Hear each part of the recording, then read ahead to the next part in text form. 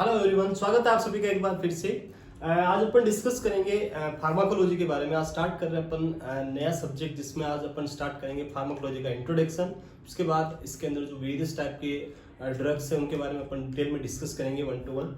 तो आज से अपन स्टार्ट करेंगे इंट्रोडक्शन ऑफ फार्माकोलॉजी, जिसके अंदर वेरियस टाइप की जो टर्मिनोलॉजीज है उनके बारे में अपन देखेंगे कि क्या क्या टर्म्स होती है जो हम फार्मा में यूज करते हैं और क्या उनका मीनिंग होता है, जो एग्जाम में बहुत बार पूछा जाता है। तो स्टार्ट करते हैं फार्माकोलॉजी। बात करें इस वर्ड की, फार्माकोलॉजी वर्ड की, तो फार्माकोलॉजी वर्ड जो है वो पहला क्वेश्चन यहाँ पे एग्जाम में कभी कभी पूछा जाता है कि जैसे पूछ लिया कि फार्माकोलॉजी वर्ड कौन सी लैंग्वेज से लिया गया है, या अदर सब्जेक्ट सोशियोलॉजी वर्ड किससे लिया गया है, साइकोलॉजी किससे लिया गया है। तो बात करें फार्माकोलॉजी की, तो ये वर्ड जो है लिया गया वो है ग्रीक लैंग्वेज से लिया गया वर्ड है। ग्रीक लैंग्वेज का वर्ड है आपका फार्माकोलॉजी। ग्रीक लैंग्वेज, पहला क्वेश्चन याद रखना है, फार्माकोलॉजी कौन सी लैंग्वेज का वर्ड है, ग्रीक लैंग्वेज का वर्ड है। बात करें इस वर्ड की, तो दो वर्ड से मिलकर बना है। यहाँ पे दो वर्ड है इसके अंदर, फार्माकोन और दूसरा आपका लोगोस। फार्माकोलॉजी वर्ड दो वर्ड से मिलकर बना है। पहला वर्ड है आपका फार्माकोन और दूसरा वर्ड है आपका लोगोस। बात करें फार्माकोन की, तो इसका सिंपल सा बेसिक मीनिंग होता है ड्रग, और लोगोस का मीन्स होता है टू स्टडी। तो फार्माकोन वर्ड का बेसिक सिंपल मीनिंग है ड्रग, और लोगोस का मीन्स है टू स्टडी। तो बात करें कि फार्माकोलॉजी की डेफिनेशन क्या होगी, तो pharmacology is the branch of medical science which deal with the study about the drugs, is known as pharmacology. तो फार्माकोलॉजी क्या हो गया, ब्रांच ऑफ मेडिकल साइंस या medicine which deal with study about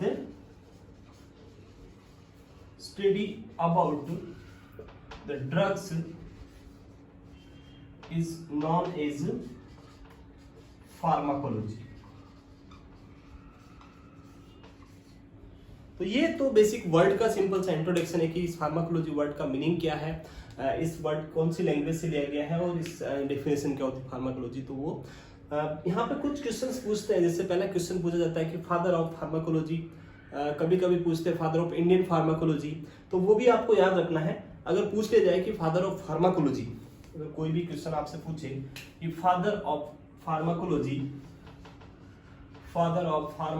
या pharma, तो एक German pharmacologist थे जिनको फादर ऑफ फार्माकोलॉजी बोला जाता है, जिन्होंने बहुत सारी फार्माकोलॉजी के अंदर योगदान दिया अपना, बहुत सारे रिसर्च और बहुत सारी चीजें उन्होंने बताई। तो उसकी बेस पे जर्मन जो फार्माकोलॉजिस्ट थे उनको नाम दिया फादर ऑफ फार्माकोलॉजी। और उनका नाम है, जो पर्सन जिसको बोलते हैं वो है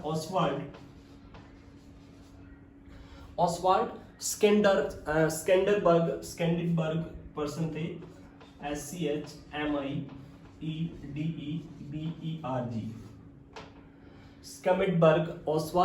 ऑसवाल्ड स्केमिडबर्ग पर्सन था जिनका नाम दिया फादर ऑफ फार्माकोलॉजी। तो अगर कभी भी क्वेश्चन आ जाए कि who is the father of pharmacology, हमें याद रखना है Oswald Schmiedeberg is known as the father of pharmacology.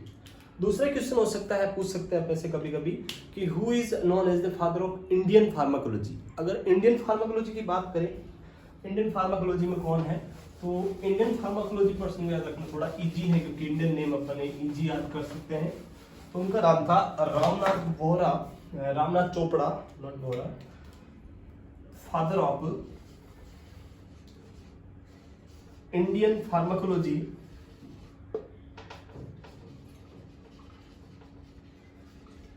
तो इनका नाम था रामनाथ चोपड़ा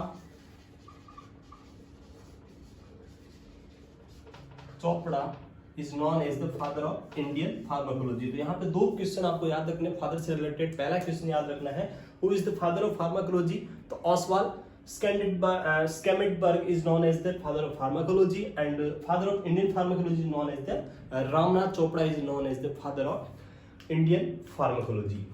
बात करें फार्माकोलॉजी के अंदर, तो अपन डेफिनेशन में देखा पहला वर्ड था कि स्टडी अबाउट द ड्रग्स। तो यहाँ अपन डिस्कस करते हैं कि ड्रग्स क्या होती है, ड्रग्स के बारे में अपन डिटेल में डिस्कस करते हैं क्या ड्रग्स होता है। डेफिनेशन में जो वर्ड आया था उसी के बारे में डिटेल में देखते हैं कि ड्रग्स क्या होता है।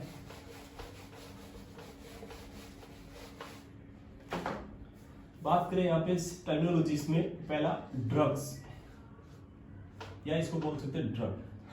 तो ड्रग क्या होता है? ड्रग एक ऐसा सब्सटेंस है, कोई भी ऐसा सब्सटेंस, एनी सब्सटेंस, कोई भी सब्सटेंस हो सकता है जो क्या करे, जब बॉडी के अंदर एंडोजीनियस या एक्सोजीनियस आप बॉडी के अंदर इंसर्ट करते हो, बॉडी के अंदर पर्सन लेता है, उसको इनटेक करता है, तो वो क्या करता है, बॉडी की लिविंग सेल के फंक्शन को क्या कर दे, अल्टर्ड कर दे। तो उस सब्सटेंस को हम क्या बोलेंगे? ड्रग्स। कोई भी सब्सटेंस जो क्या करे, बॉडी के लिविंग सेल के जो नॉर्मल फंक्शन या फिजियोलॉजी है उसको अल्टर्ड कर दे, उसको हम क्या बोलेंगे? ड्रग्स। तो ड्रग्स क्या हो गया? Drug is any substance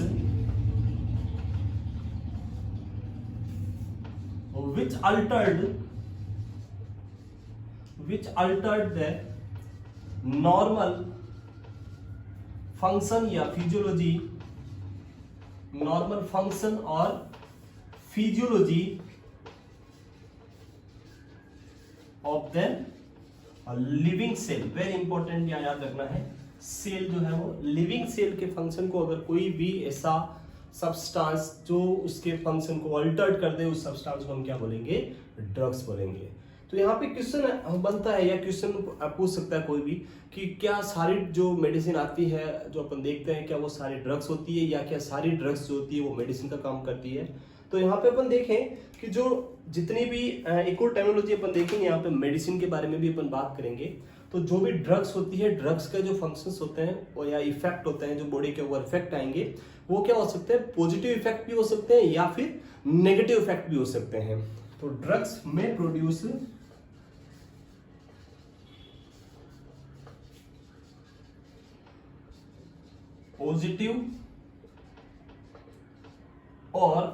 positive और नेगेटिव इफेक्ट। याद रखना है, ड्रग्स क्या कर सकती है? पॉजिटिव इफेक्ट भी दे सकती है as well as negative effect भी दे सकती है।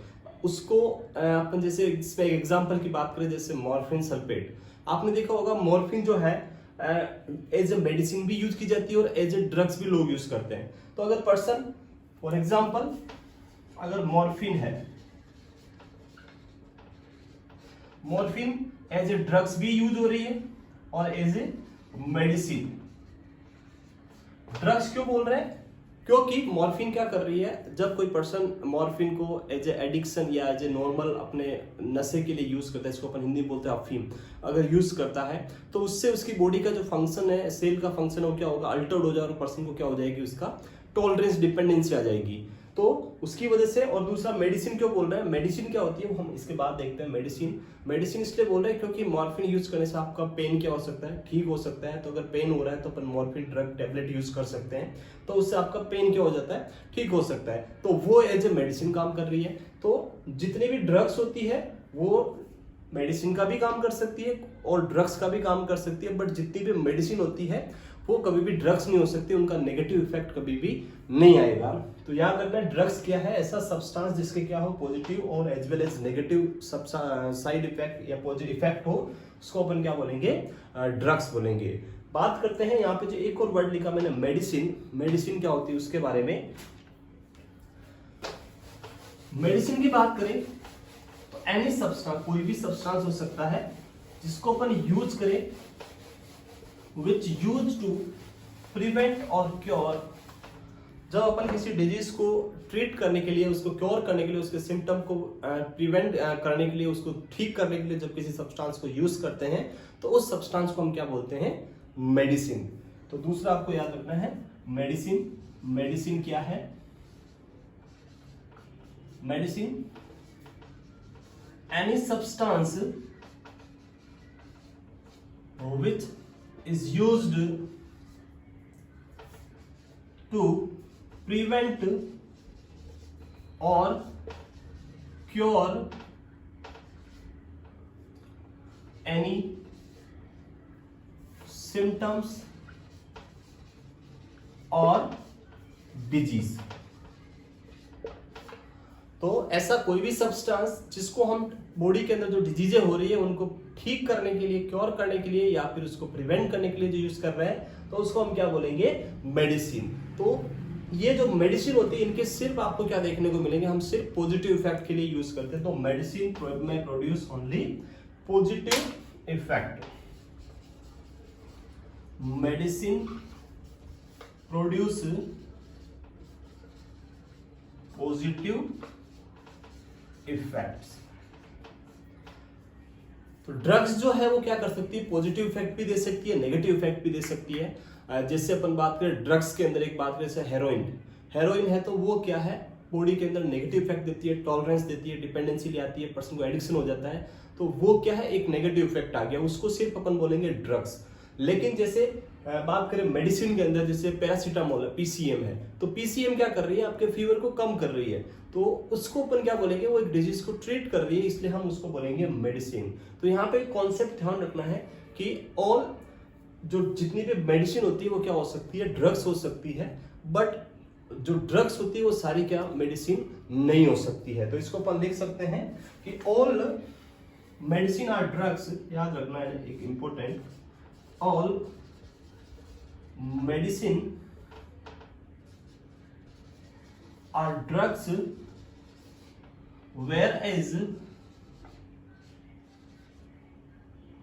whereas not all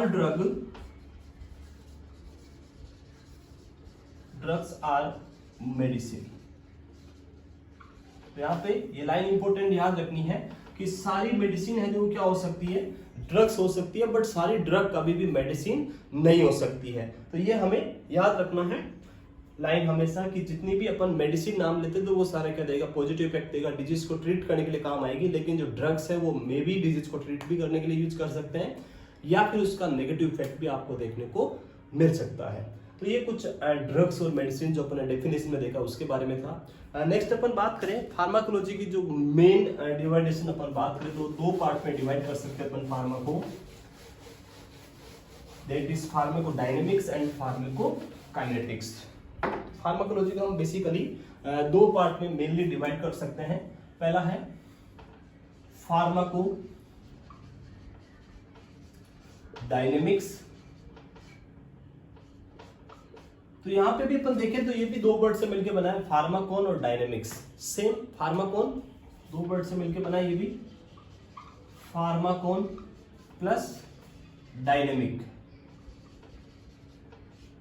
बात करें फार्माकोन में यहाँ पे वर्ड सेम मीनिंग रहेगा इसका, तो वही ड्रग्स, और डायनेमिक्स मीन्स आपका पावर। डायनेमिक का मीन होता है power.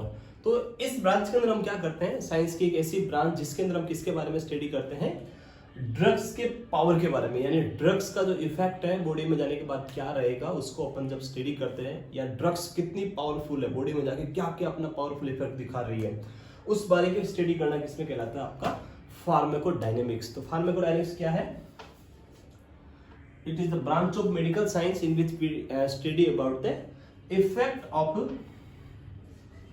Pharmacodynamics effect of drugs on body is known as pharmacodynamics.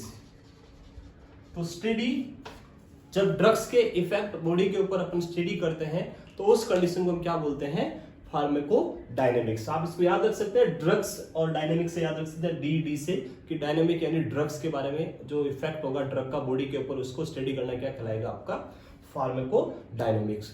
तो ये यहाँ तक इसका मीनिंग क्लियर है आपका। इसके बाद इसके बारे में डिटेल में अपन देखेंगे कि कैसे कैसे बॉडी में जाके ड्रग एक्ट करती है, कहाँ कहाँ कौन कौन सी जगह एक्ट करती है, क्या क्या इसका मैकेनिज्म होता है, वो सारा डिटेल में अपन नेक्स्ट जब डिटेल में पढ़ेंगे। तब तक अभी सिर्फ टर्मिनोलॉजी के बारे में बात करें तो आप यहाँ तक मीनिंग क्लियर रखिए, फार्माकोडायनेमिक क्या हो गया, effect of drug on body is known as pharmacodynamics. Next अपन बात करते हैं फार्माको, सेकंड जो इसकी ब्रांच हो सकती है वो है फार्माकोकाइनेटिक्स। फार्माकोकाइनेटिक्स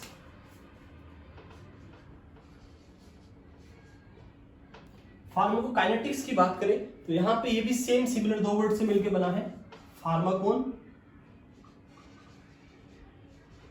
और प्लस काइनेटिक,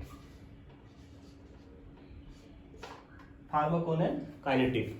फार्माकोन का सेम मीनिंग यहां पे भी क्या है, ड्रग, और काइनेटिक का मीन्स बात करें अपन तो इसको बोलते हैं अपन मूवमेंट।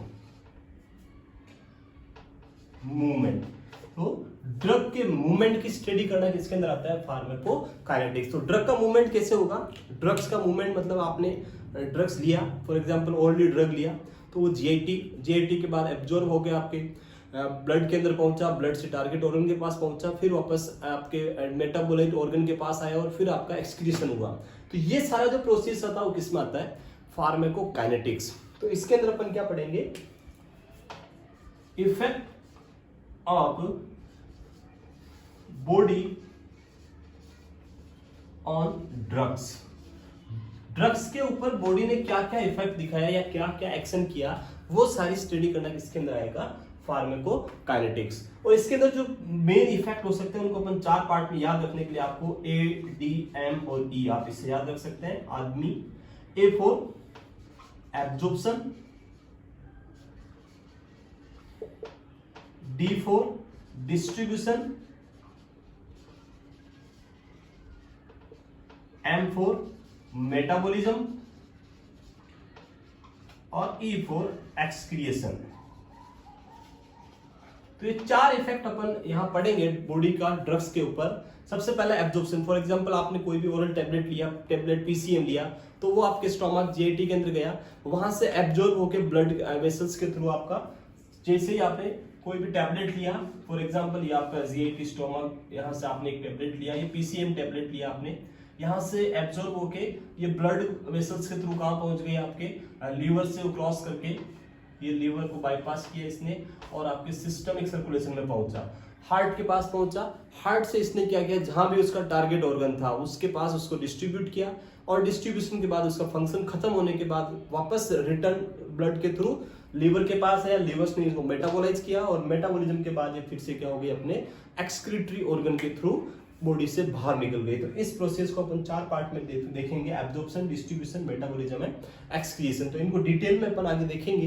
तब तक आपको याद रखना है कि फार्माकोकाइनेटिक्स क्या होता है और फार्माकोडायनामिक्स क्या होता है। उसके अलावा कुछ और अदर्स ब्रांचेज हैं यहाँ पे जिनके बारे में अपन देखते हैं। अदर कुछ चीजें और हो सकती है यहाँ पे, जैसे फार्माकोविजिलेंस,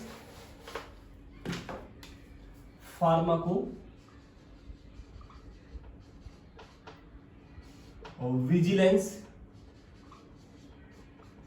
ये भी सेम 2 वर्ड से मिलकर बना है, फार्माकोन प्लस विजिलेंस, फार्माकोन एंड विजिलेंस। फार्माकोन का सिंपल यहां मीनिंग वही है, ड्रग, और विजिलेंस का मीनिंग होता है side effect.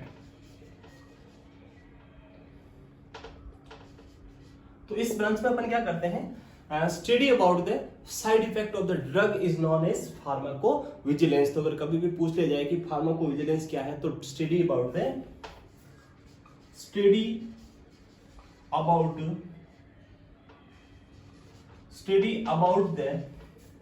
Side effect of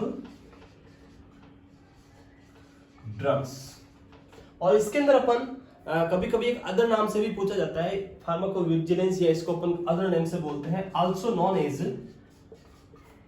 drug safety, क्योंकि ड्रग्स के जितने भी साइड इफेक्ट है उसके बारे में स्टडी कर रहे हैं। तो अगर साइड इफेक्ट पहले से ही पता होते हैं तो उनको अपन प्रिवेंशन करने के लिए पहले ही प्रिवेंटिव मेजर यूज कर सकते हैं, इसलिए इसको अपन अदर नेम से क्या बोलते हैं, ड्रग सेफ्टी। तो अगर ड्रग सेफ्टी पूछे या फिर आपसे कोई फार्माकोविजिलेंस पूछे तो उसका आंसर कि साइड इफेक्ट के बारे में स्टडी करना क्या कहलाएगा, आपका फार्माकोविजिलेंस। उसके अलावा अदर ब्रांच जैसे कुछ और वर्ड आपको पूछे जाते हैं, जैसे pharmacopoeia,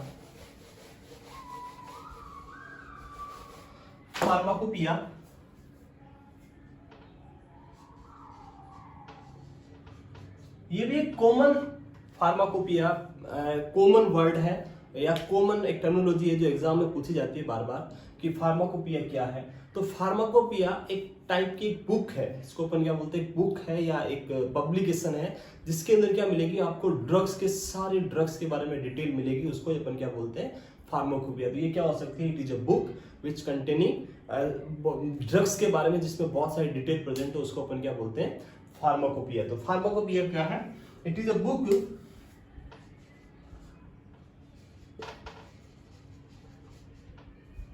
containing list of drugs with their effect and use, जो भी आपका थेरापेटिक यूज है उनके बारे में इसमें आपको मिलेगा। डायरेक्शन ऑफ यूज है, their effect and direction of use. इस टाइप की बुक को अपन क्या बोलते हैं, फार्माकोपिया, या इसको अपन कभी कभी अदर नेम में बोलते हैं ड्रग बुक। ड्रग बुक या फार्माकोपिया क्या एक टाइप की बुक है जिसमें ड्रग्स की बहुत सी लिस्ट पड़ी होती है, जिसको कैसे यूज करना, उसका इफेक्ट क्या है, वो सारा अपन देख सकते हैं। जैसे फॉर एग्जांपल आपने देखा होगा जो भी ड्रग्स आती है उसके ऊपर एक कोड वर्ड में लिखा होता है, तो वो कोड वर्ड उसी बुक को इंडिकेट करता है कि उस बुक से लिया हुआ है, उस बुक का ड्रग है ये कोड वर्ड। जैसे आपने देखा होगा आईपी, आईपी जो इंडिकेट करता है, आई से मीनिंग है इंडियन और पी का मीन्स फार्माकोपिया। तो अगर आईपी पूछा तो आईपी क्या है, इंडियन फार्माकोपिया। यूपी पूछा, United state pharmacopoeia, United pharmacopoeia. AP पूछा तो अमेरिकन फार्माकोपिया। तो हर देश की अपनी अपनी बुक होती है जिसमें वो अपनी ड्रग्स के बारे में लिखते हैं, डिटेल देते हैं, वो आईपी। तो ये आप कोई भी ड्रग देखोगे, अगर इंडियन ड्रग है तो उस पर आईपी लिखा होगा, अगर यूनाइटेड स्टेट में फॉर्म हुई तो वहां पे यूपी लिखा होगा। तो वो उस बुक को इंडिकेट करता है कि इस बुक में आपको इसकी डिटेल मिलेगी। तो वो क्या है आपका फार्माकोपिया। तो फार्माकोपिया क्या है, जो बुक है जिसके अंदर ड्रग्स की बहुत सारी डिटेल आपको देखने को मिलेगी, उसको अपन बोलते हैं फार्माकोपिया।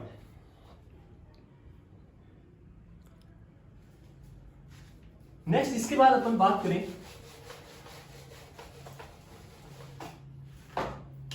फार्माकोथेरेपेटिक्स। फार्माकोथेरेपेटिक्स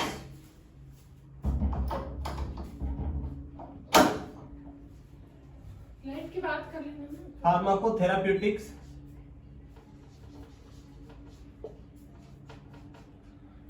तो यहाँ पे एक बात करें इस वर्ड की, तो यहाँ पे भी दो वर्ड से मिलकर बनाइए, फार्माकोन प्लस थेरापेटिक। थेरापेटिक का मीनिंग होता है बेनिफिशियल, जो आपके थेरेपी या किसी भी पर्सन की डिजीज को ट्रीट करने के लिए यूज करते हैं वो। तो यहाँ पे अपन क्या करते हैं, जो ड्रग का थेरेपेटिक इफेक्ट है या जो बेनिफिशियल इफेक्ट है उसके बारे में स्टडी करते हैं, उसी को अपन क्या बोलते हैं, फार्माकोथेरेपेटिक। तो स्टडी अबाउट दैट, फार्माकोथेरेपेटिक क्या है, study about the use of drug, use and effect of drug is known as pharmacotherapeutic।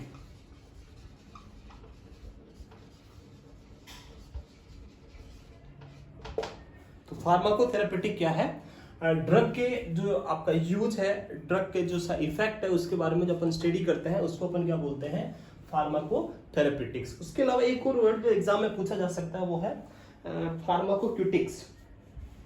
फार्माकोथेरेपेटिक और उसके बाद है एक और फार्माकोक्यूटिक्स।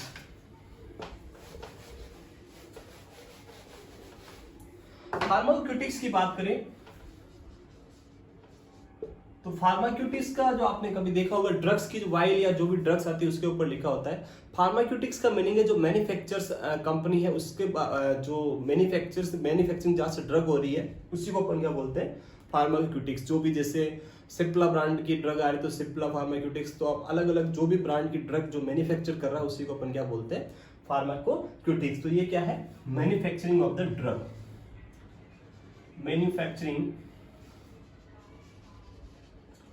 Manufacturing of the drug is known as फार्माकोक्यूटिक्स।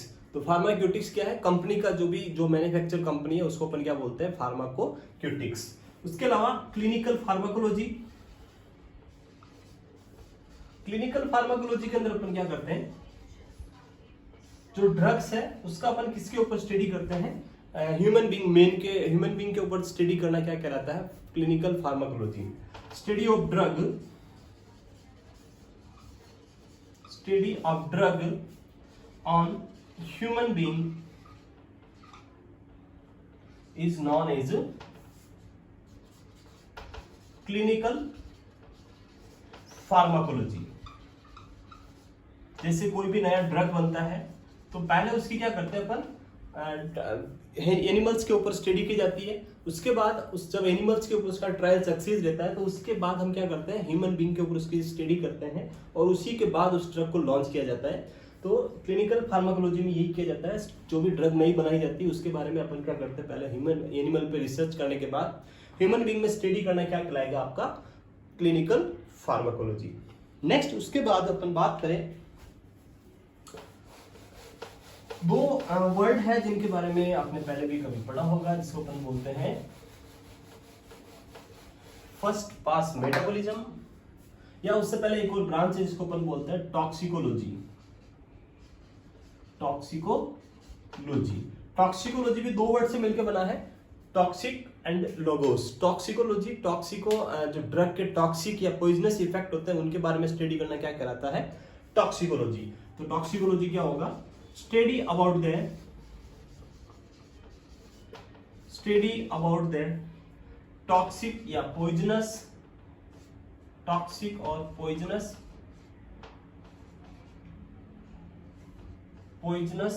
Effect of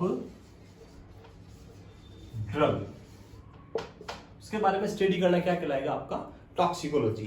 तो ये सिंपल सा वर्ड है जो आप नाम से समझ सकते हैं, टॉक्सिकोलॉजी। टॉक्सिक मतलब ड्रग के टॉक्सिक इफेक्ट की स्टडी करना क्या कहलाएगा टॉक्सिकोलॉजी।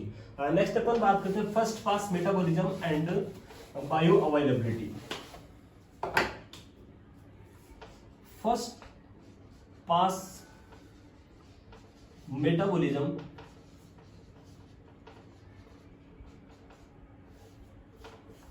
फर्स्ट पास मेटाबॉलिज्म की बात करें तो जब अपन किसी पर्सन को कोई भी ड्रग ओरली देते हैं, स्पेसिफिकली फर्स्ट पास मेटाबॉलिज्म आपको ओरली रूट पे सबसे ज्यादा देखने को मिलेगा।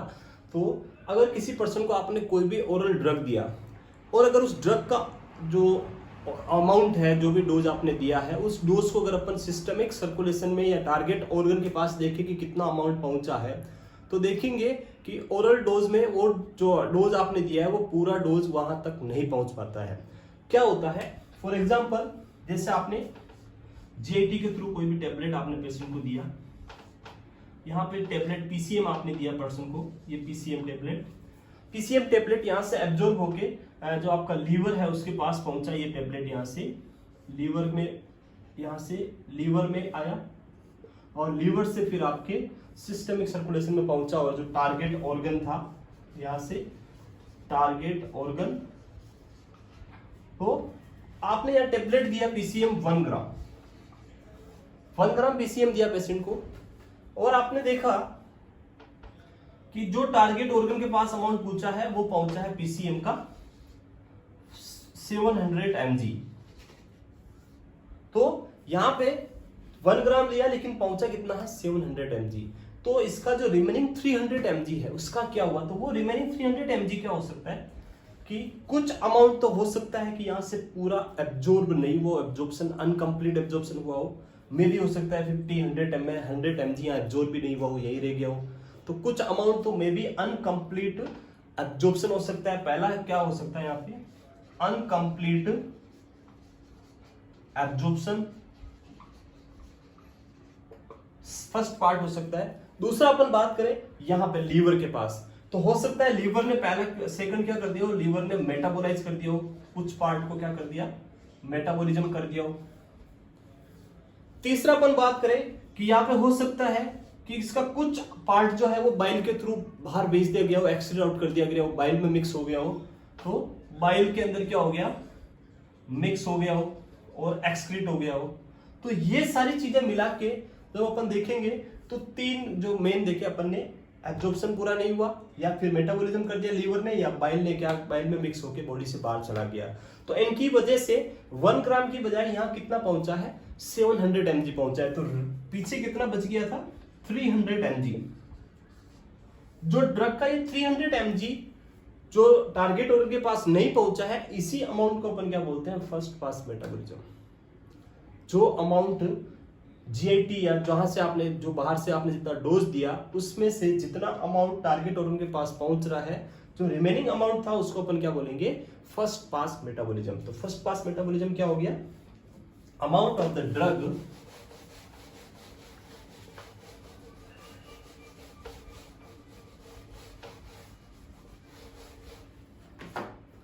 amount of the drug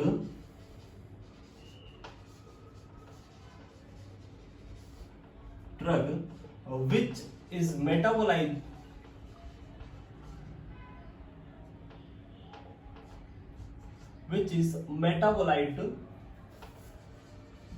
before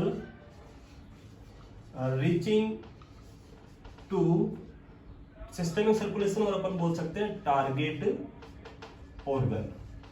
तो किसी भी ड्रग का वह अमाउंट जो टारगेट ऑर्गन से पहुंचने से पहले मेटाबोलाइज या डेस्ट्रॉय हो गया, उस अमाउंट को अपन क्या बोलते हैं, फर्स्ट पास मेटाबॉलिज्म। तो जैसे फॉर एग्जांपल अपन अभी एग्जांपल देखा था, एग्जांपल में पीसीएम आपने कितना दिया, 1 ग्राम दिया, बट टारगेट ऑर्गन के पास कितना पहुंचा, टारगेट ऑर्गन इसके पास पहुंचा 700 mg। तो यहां से आप देखो कितना जो डिस्ट्रॉय हुआ मेटाबॉलिज्म, 300 mg मेटाबोलाइट। तो इसी अमाउंट को अपन क्या बोलते हैं, फर्स्ट पास मेटाबॉलिज्म। यही अमाउंट क्या कहलाएगा आपका, फर्स्ट पास मेटाबॉलिज्म। जो आपने दिया उसमें से जितना पहुंचा उस रिमेनिंग अमाउंट को अपन क्या बोलते हैं, फर्स्ट पास मेटाबॉलिज्म। जो सिस्टमिक या टारगेट ऑर्गन के पास पहुंचने से पहले ही क्या कर दिया गया, मेटाबोलाइट कर दिया गया लीवर के थ्रू। तो ये कहलाता है फर्स्ट पास मेटाबॉलिज्म। यहां पे एक और कॉन्सेप्ट आप समझ सकते हैं कि जो पार्ट मेटाबोलाइट हो गया 300 mg जो मेटाबोलाइट हो गया, उसके बाद जो रिमेनिंग बचा है 700 mg, इस 700 mg को अपन बोलते हैं bioavailability of the drug. तो दूसरा अपन बात करते हैं आगे कि क्या होता है bio availability of the drug. तो नेक्स्ट जो है वो है bio availability of the drug.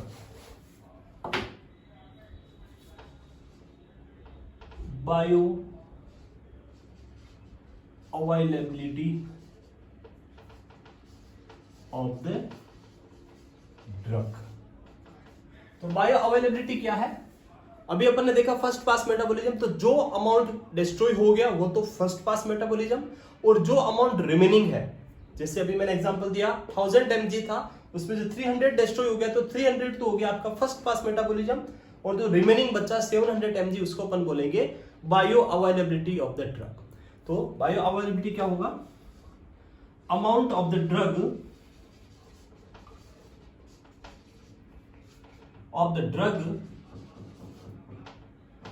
which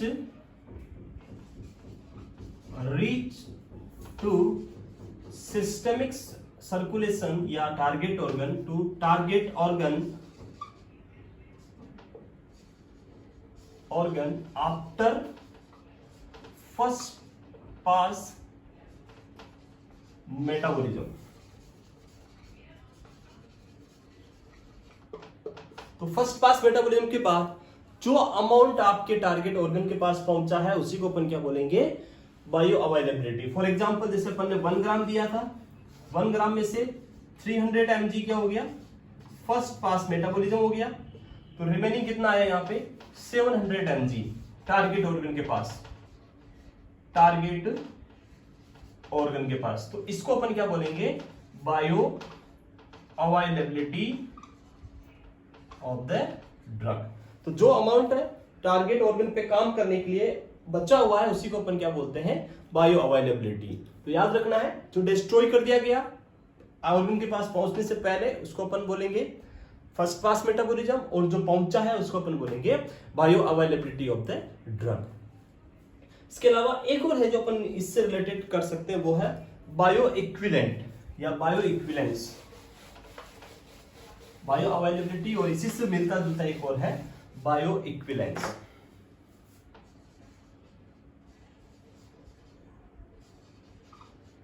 bio equivalence, bio equivalence की बात करें तो फॉर एग्जांपल 2 ड्रग ली आपने, कोई भी 2 ड्रग ली, लेकिन दोनों का जो डोज है वो सेम है। फॉर एग्जांपल आपने पीसीएम लिया,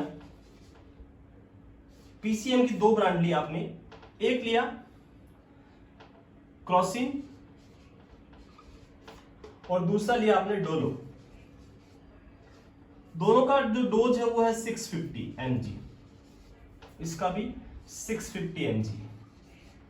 दोनों का आपने देने के बाद सिस्टेमिक सर्कुलेशन में जो टारगेट ऑर्गन के पास पहुंचा, वहां पहुंचने के बाद आपने देखा कि दोनों का अमाउंट अगर आपको 500 मिला, दोनों का कितना मिला है, इसका भी 500 और इसका भी 500, तो फिर इन दोनों ड्रग को अपन क्या बोलेंगे कि दोनों ड्रग क्या है, बायो इक्विवेलेंट है, दोनों की बायो अवेलेबिलिटी सेम है, इसलिए अपन इसको क्या बोल सकते हैं, दोनों ड्रग क्या है, बायो इक्विवेलेंट।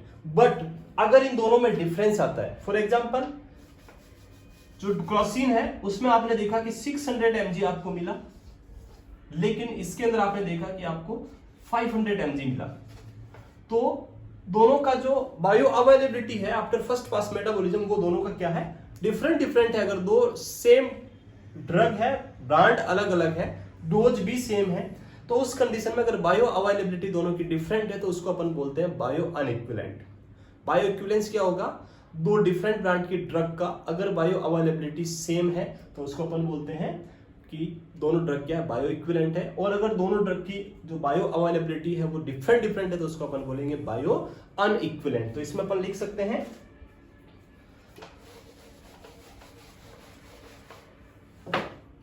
यहां पे अपन लिख सकते हैं bio availability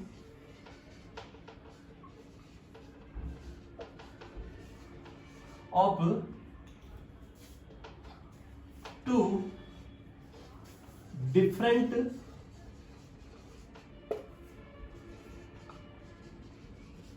brand drugs with same dose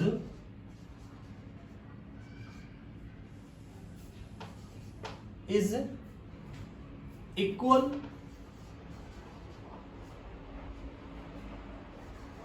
then it is known as bio equivalent. और अगर बायो अवेलेबिलिटी दोनों ड्रग जो अदर ब्रांड की है लेकिन डोज सेम है, अगर उनमें डिफरेंसेज आ रहा है तो उसको अपन बोलेंगे बायो अनइक्विवेलेंट। तो याद रखना है बायो इक्विवेलेंस क्या होगा, दो डिफरेंट ब्रांड की ड्रग है जिनका दोनों का अगर बायो अवेलेबिलिटी सेम आता है तो उसको अपन बोलेंगे बायो इक्विवेलेंस। और अगर दोनों सेम ब्रांड की ब्रांड अलग अलग है बट सेम ड्रग है और उनका अगर बायो अवेलेबिलिटी अलग अलग आ रहा है तो उसको अपन बोलेंगे बायो अनइक्विवेलेंस। यहाँ पे जो बायो अवेलेबिलिटी है वो डिफरेंट करेगा, जितना ज्यादा फर्स्ट पास मेटाबॉलिज्म होगा उतना ही बायो अवेलेबिलिटी क्या होगा, कम होगा। और जितना ज्यादा किसी, जैसे इसको अपन ऐसे रख सकते हैं, bio availability is 1/, first pass metabolism. जितना ज्यादा बायो अवेलेबिलिटी होगा उतना ही ज्यादा क्या रहेगा, ये कम रहेगा। अगर ये ज्यादा है तो इट मींस आपका ये क्या हो जाएगा, डिक्रीज हो जाएगा। तो ये क्या है, एक दूसरे के अपोजिट रिलेशनशिप में है, फर्स्ट पास मेटाबॉलिज्म और बायो अवेलेबिलिटी। जितना ज्यादा फर्स्ट पास मेटाबॉलिज्म होगा उतना ही ज्यादा बायो अवेलेबिलिटी क्या होगी, कम होगी। तो यहाँ पे ये बायो इक्विवेलेंस में एक चीज ध्यान रखनी है कि अगर किसी ड्रग में अगर डिफरेंसेज आ रहा है, स्पेसिफिकली ऐसी ड्रग जो बहुत ही ज्यादा इंपॉर्टेंट होती है, जैसे फेनिटोइन, एप्टोइन ड्रग जो होती है वो बहुत इंपॉर्टेंट ड्रग है, रेगुलर लेनी होती है, तो ऐसी ड्रग के अंदर हमें कभी भी ब्रांड चेंज नहीं करना होता है, क्योंकि हो सकता है कि डिफरेंट ब्रांड के अंदर ड्रग्स का जो बायो अवेलेबिलिटी हो वो डिफरेंट हो, ड्रग बायो अनइक्विवेलेंट हो, तो हम अगर ब्रांड चेंज करेंगे तो उससे डोज में क्या आ जाएगा, चेंजेस आ जाएगा। तो हमेशा सेम डोज की हमें ड्रग यूज करनी चाहिए। लास्ट यहाँ पे अपन एक और चीज डिस्कस करते हैं, वो है हाफ लाइफ ऑफ ड्रग या प्लाज्मा टी हाफ, जिसको अपन बोलते हैं half life of drug, half life of drug, या जिसको अपन शॉर्ट में बोलते हैं टी हाफ या T1/2 भी बोला जाता है। तो टी हाफ या half life of drug. Half life of drug का बेसिक सिंपल सा मीनिंग है कि प्लाज्मा के अंदर जो कंसंट्रेशन था ड्रग का, पहले ओरिजिनल कंसंट्रेशन, उसको हाफ होने में कितना टाइम लगा। फॉर एग्जांपल ब्लड में आपने 1 ग्राम टेबलेट दिया, इस 1 ग्राम टेबलेट को 500 mg ब्लड के अंदर पहुंचने में कितना टाइम लगा, उसी टाइम को हम क्या बोलते हैं, हाफ लाइफ ऑफ ड्रग या हाफ टी हाफ। तो इसमें क्या हो जाएगा,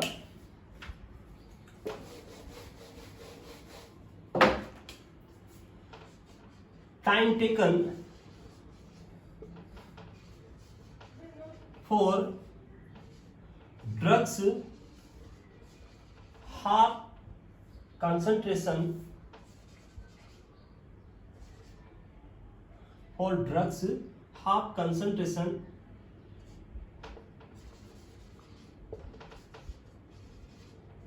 फ्रॉम इट्स ओरिजिनल कंसंट्रेशन। जो ओरिजिनल कंसंट्रेशन थी वहां से हाफ पहुंचने में कितना टाइम लगा, उसी को अपन क्या बोलते हैं, हाफ लाइफ ऑफ ड्रग या टी हाफ। फॉर एग्जांपल जैसे आपने पीसीएम 1 ग्राम दिया और आपने देखा कि 4 घंटे बाद, just example, not just for example, अगर 4 आवर बाद आपने ब्लड में टेस्ट किया और आपको मिला 500, तो ये टी हाफ कितना हो गया, ड्रग का टी हाफ पीसीएम का 4 आवर्स। तो जिस ड्रग का जितना ज्यादा टाइम जो भी आप देखेंगे वो इस टी हाफ पे डिपेंड करता है ड्रग जो है वो शॉर्ट एक्टिंग है या लॉन्ग एक्टिंग है। जिस ड्रग का जितना ज्यादा टी हाफ या हाफ लाइफ ऑफ ड्रग होगा वो ड्रग उतनी ही ज्यादा लॉन्ग एक्टिंग होगी, जिसका टी हाफ कम होगा वो ड्रग उतनी ज्यादा शॉर्ट एक्टिंग होगी। तो ये था जो बहुत सारी टेक्नोलॉजीज जो आज अपन ने देखी फार्मा से रिलेटेड, उनके बारे में वेरियस टाइप की टेक्नोलॉजीज के बारे में आज अपन ने डिस्कस किया।